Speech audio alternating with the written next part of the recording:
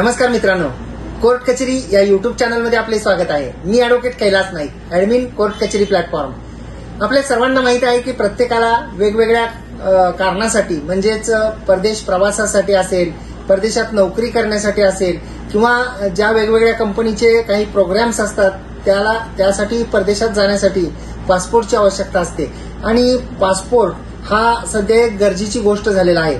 तर पासपोर्ट जो आहे तो कधी नाकारता येत नाही याबद्दल आज आपण चर्चा करणार आहोत। सर्वसामान्यपणे जनरली प्रत्येकाला हेच माहित आहे की जर एखादी केस एखाद्या न्यायालयामध्ये त्या अर्जदाराच्या विरुद्ध प्रलंबित असेल तर त्याला पासपोर्ट मिळत नाही, कारण केस प्रलंबित आहे। तर खरंच एखादी केस माननीय न्यायालयामध्ये प्रलंबित आहे या कारणावरून पासपोर्ट नाकारला जातो का? माननीय मुंबई उच्च न्यायालयाचा न्यायनिर्णय काय आहे? कोणत्या परिस्थितीमध्ये पासपोर्ट जो आहे तो नाकारला जातो हे आपण आजच्या व्हिडिओमध्ये पाहणार आहोत।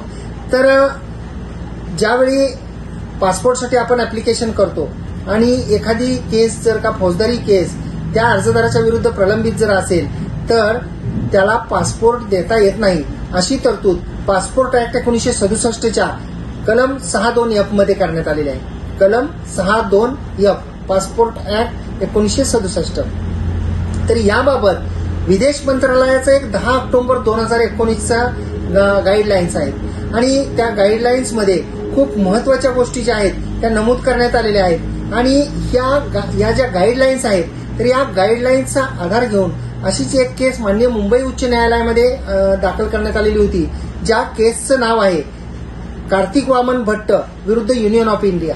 मी केसचं नाव पुन्हा एकदा रिपीट करतोय, कार्तिक वामन भट्ट विरुद्ध युनियन ऑफ इंडिया। निकालाची तारीख आहे 21 जून 2024। हा माननीय मुंबई उच्च न्यायालयाचा न्यायनिर्णय आहे आणि त्या न्यायनिर्णयामध्ये पासपोर्ट मागणी करणाऱ्या अर्जदाराविरुद्ध केस प्रलंबित होती आणि केस प्रलंबित असल्यामुळं त्यांचा पासपोर्ट जो आहे तो नाकारण्यात आलेला होता।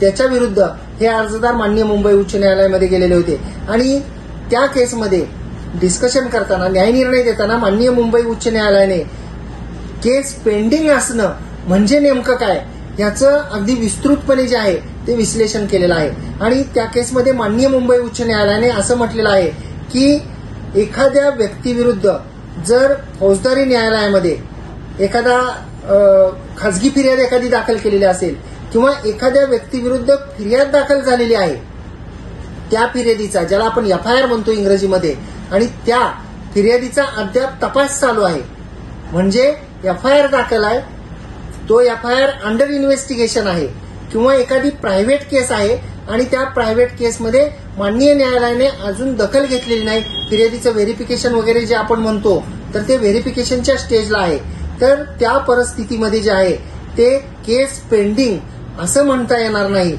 म्हणजे केवळ FIR दाखल असणं, केवळ प्रायव्हेट कंप्लेंट माननीय न्यायालयामध्ये दाखल असणं म्हणजे केस पेंडिंग आहे असं म्हणता येणार नाही, असं माननीय मुंबई उच्च न्यायालयानं म्हटलेलं आहे। आणि त्या न्यायनिर्णयामध्ये असं म्हटलेलं आहे की केस पेंडिंग त्याला म्हणायचं जेव्हा एखादी फिर्याद दाखल केली जाते किंवा एखादी प्रायव्हेट केस दाखल केली जाते आणि त्याची दखल माननीय न्यायालय घेतं।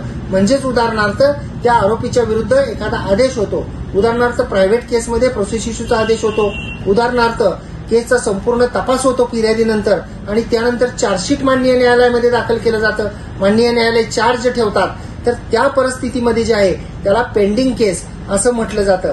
केवळ फिर्याद दाखल आहे, केवळ प्रायव्हेट कंप्लेंट दाखल आहे म्हणजे केस पेंडिंग आहे असं म्हणता येणार नाही आणि त्या कारणावरून पासपोर्ट नाकारता येणार नाही असा महत्वपूर्ण निर्णय या केसमध्ये दिलेला आहे। आणि जसं की मी सांगितलं की 10 ऑक्टोबर 2019च्या विदेश मंत्रालयाचे सुद्धा गाईडलाईन्स याच्यामध्ये आहेत आणि कार्तिक वामन भट्ट विरुद्ध युनियन ऑफ इंडिया, निकालाची तारीख 21 जून 2024 रोजीचा हा माननीय मुंबई उच्च न्यायालयाचा निकाल आहे।